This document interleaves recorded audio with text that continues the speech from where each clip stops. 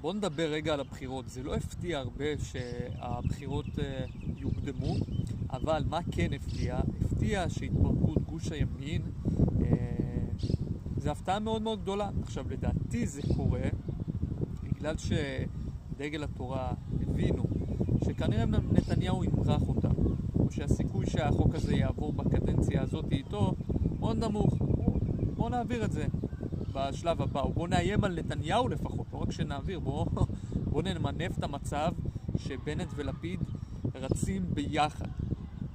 זה מה שגרם לדעתי לאפקט הדומינו הזה. זה התחיל בריצה שלהם, ואחר כך יהדות התורה החליטה לפרק את הגוש בעקבות זה, והם הולכים כנראה למנף את זה. מה זה אומר? הם הולכים להגיד לנתניהו שאנחנו הולכים איתו, שמעבירים את החוק עכשיו, וזה מה שיקרה. ינסו כנראה להעביר את החוק, ואם לא, אז ילכו לבחירות. הם כמובן יגידו לבנט, שמה, וללפיד, אתם הבטחתם שאתם לא יושבים עם הערבים, נכון? אתם צריכים אותנו, אין לכם גוש, אז אם אתם רוצים איתנו, תעבירו את החוק הזה והזה.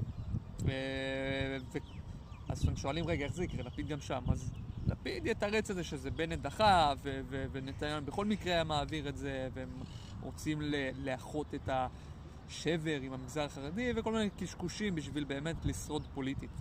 אין דרך אחרת. הם לא ירכיבו ממשלה שוב עם מנסור עבאס. זה לא יעבוד. אז בוא נגיד ככה, בפוליטיקה כל דבר יש לו אפקט דומינו, וזה האפקט. אם זה יהיה טוב למדינת ישראל, ימים יגידו, אני לא יודע.